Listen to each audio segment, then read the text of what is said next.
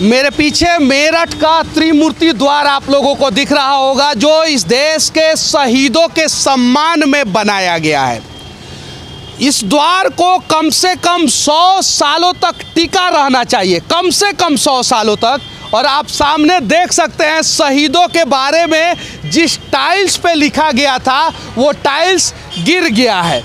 यानी हमारे देश के नेता और हमारे देश के भ्रष्ट इंजीनियर शहीदों के नाम पे जो द्वार बनाते हैं उसमें भी भ्रष्टाचार कर लेते हैं, और ये सबसे बड़ा दुर्भाग्य देश के लिए है। और ये छोटा मोटा चौक नहीं है, ये मेरठ का सबसे बड़ा चौक में से एक है, आप देख सकते हैं पीछे। उसके अलावा इस दरवाजे का मैं कंडीशन आप लोगों को दिखा रहा हूँ, उस साइड से भी ध्यान से देखिए।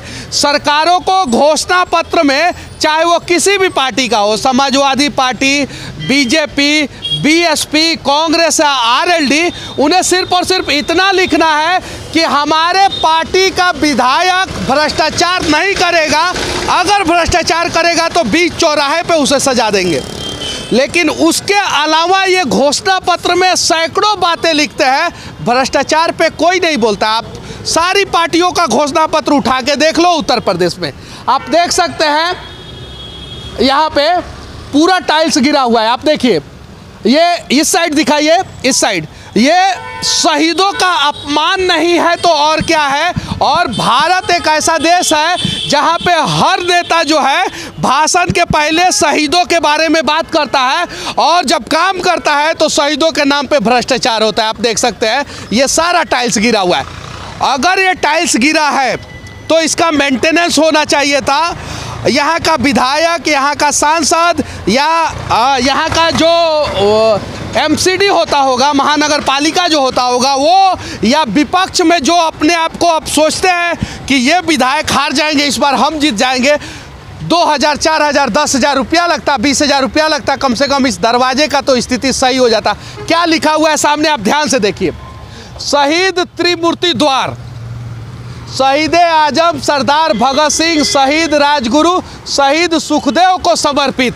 और जहाँ पे सुखदेव लिखा हुआ है वहाँ पे पीपल का पेड़ जमा है, और उस साइड भी पीपल का पेड़ जमा हुआ है। पीपल का पेड़ इस प्रकार के स्ट्रक्चर के ऊपर क्यों जम जाता है? इसमें सीमेंट और बालू मिक्स होता है, और उसके साथ जब मिट्टी मिक्स हो जाता है तभी पीपल या घास जमता है, आप देख सकते हैं। और शहीद भगत सिंह के नाम पे जो द्वार बना है मेरठ, उसके द्वार पे जो है घास जम गया है, पेड़ जम गया है। जरा सोचिए। और कभी भी वहाँ से टाइल्स गिरेगा तो नीचे से आने वाले आदमी के सर पे गिर जाएगा। ये चौराहे का नाम क्या है? ये किसके नाम पे ये द्वार बना है? चाचा लिख रहा था। क्या लिखा हुआ है?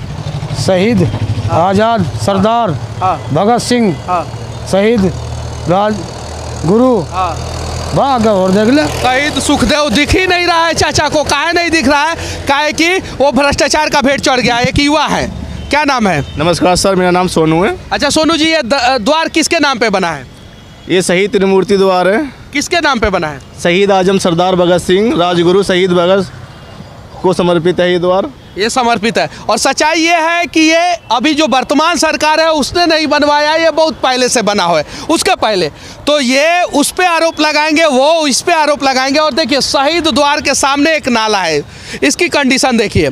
ससुरा यहाँ का इंजीनियर सब कौनो नाला को ऊपर बनाता है, कौनो नाला को नीचे बनाता है, और जौन नाला को लेवल में बनाता है उसका ढकने गायब कर देता है। आप देखिए, ध्यान से देखिए।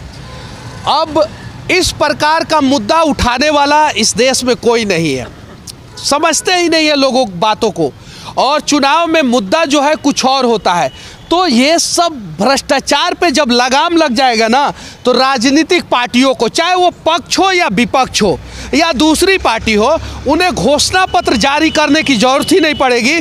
और इस देश के राजनीतिक पार्टियों को घोषणा पत्र जारी करना है तो सबसे पहले एक नंबर पे, एक घोषणा पत्र में पहले नंबर पे ये जारी करे कि हमारे पार्टी का कोई भी विधायक, सांसद, नेता, मंत्री अगर भ्रष्टाचार करते हुए पकड़ा जाएगा तो हम उसे दंडित बीच चौराहा पे करेंगे।